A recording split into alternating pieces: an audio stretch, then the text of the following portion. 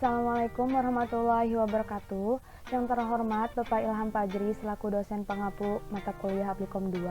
Di sini saya izin memperkenalkan diri terlebih dahulu. Nama saya Mifdanul Hakim dengan NIM 2000833 dari kelas 2A Manajemen Industri Catering Fakultas Pendidikan Ilmu Pengetahuan Sosial Universitas Pendidikan Indonesia.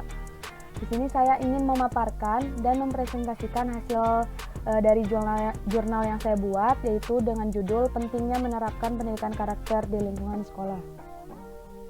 Adapun latar belakang yang ada pada jurnal yang saya buat yaitu yang pertama, Undang-Undang Nomor 20 Tahun 2003 Pasal 3 tentang Sistem Pendidikan Nasional. Tujuan pendidikan nasional adalah untuk mengembangkan potensi peserta didik agar menjadi manusia yang beriman dan bertakwa kepada Tuhan Yang Maha Esa, berakhlak mulia, sehat, berilmu, cakap, kreatif, mandiri, dan menjadi warga negara yang demokratis. Yang kedua, menurunnya kualitas moral masyarakat Indonesia.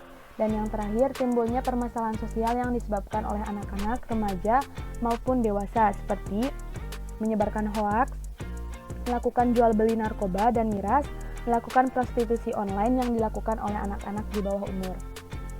Selanjutnya ada kajian literatur. Kajian literatur yang ada pada jurnal yang saya buat ada 2 poin. Yang pertama, pendidikan karakter. Menurut Muhlis, mengatakan pendidikan karakter merupakan suatu sistem penanaman nilai-nilai karakter kepada warga sekolah yang meliputi komponen pengetahuan, kesadaran atau kemauan, dan tindakan untuk melaksanakan nilai-nilai tersebut baik terhadap Tuhan Yang Maha Esa, diri sendiri, sesama lingkungan, maupun kebangsaan sehingga menjadi manusia insan kamil. Yang kedua yaitu tujuan pendidikan karakter. Menurut Hamid dan Saibani, mengungkapkan bahwa pendidikan karakter bertujuan untuk yang pertama, membentuk siswa berpikir rasional, dewasa, dan bertanggung jawab. Yang kedua, mengembangkan sikap mental yang terpuji. Yang ketiga, membina kepekaan sosial anak didik. Yang keempat, membangun mental optimis dalam menjalani kehidupan dengan penuh tantangan.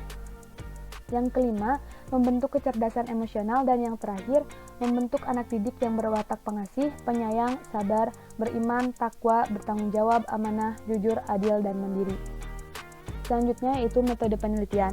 Metode penelitian yang saya lakukan untuk mencari pembahasan yang saya buat itu ada 2, yaitu survei kuesioner. Teknik pengumpulan data menggunakan metode survei kuesioner merupakan teknik kuantitatif yang terdiri dari rangkaian pertanyaan yang diajukan peneliti kepada responden guna mengumpulkan informasi. Dan yang kedua menggunakan dataset statistik. Teknik pengumpulan data menggunakan metode dataset statistik merupakan teknik kuantitatif. Penggunaan dataset statistik ini merupakan penggunaan data yang sudah tersedia yang sudah dikumpulkan oleh pihak ketiga yang memiliki otoritas. Selanjutnya yaitu masuk ke materi hasil dan pembahasan. Untuk materi hasil dan pembahasan terdapat beberapa poin yang saya buat. Yang pertama, mengenai pentingnya pendidikan karakter di lingkungan sekolah. Pendidikan karakter di lingkungan sekolah memiliki peranan penting untuk membentuk peserta didik yang berakhlak mulia, berjiwa sosial, bertakwa kepada Tuhan Yang Maha Esa, berpikir kritis, dan bertanggung jawab terhadap pengambilan keputusan. Pendidikan karakter di lingkungan sekolah dapat membentuk watak dan peradaban bangsa yang bermartabat. Pendidikan karakter haruslah diajarkan sejak dini kala.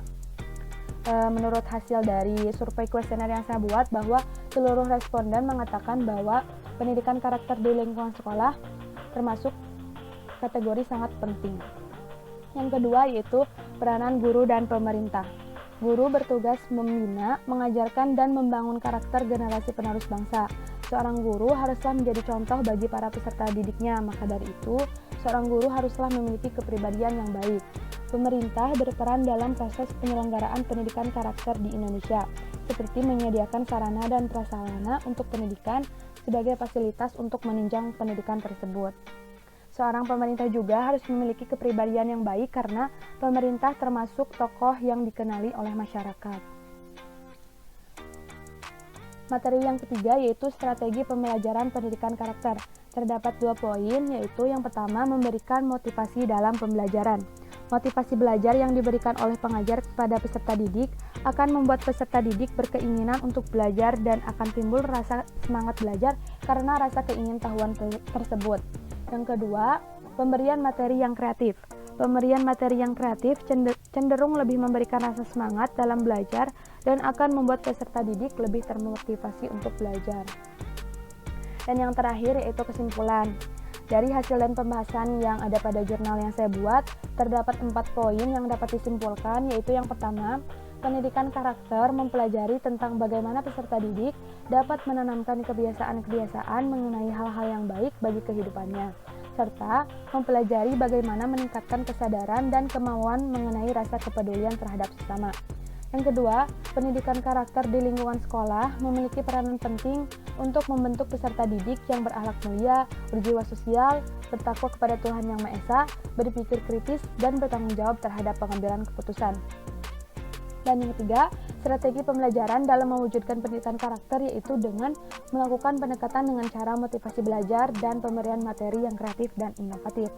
Yang terakhir yaitu peranan guru dan pemerintah dalam mewujudkan pendidikan karakter, yaitu sebagai pemberi contoh dan teladan bagi generasi-generasi penerus bangsa. Maka dari itu, guru dan pemerintah harus mempunyai karakter yang baik. Guru dan pemerintah harus bekerja sama serta bisa berkomunikasi dengan baik bagi masyarakatnya. Mungkin cukup sekian pembahasan yang dapat saya sampaikan. Mohon maaf apabila ada kesalahan dan kekurangan. Wabillahi taufiq wal hidayah. Wassalamualaikum warahmatullahi wabarakatuh.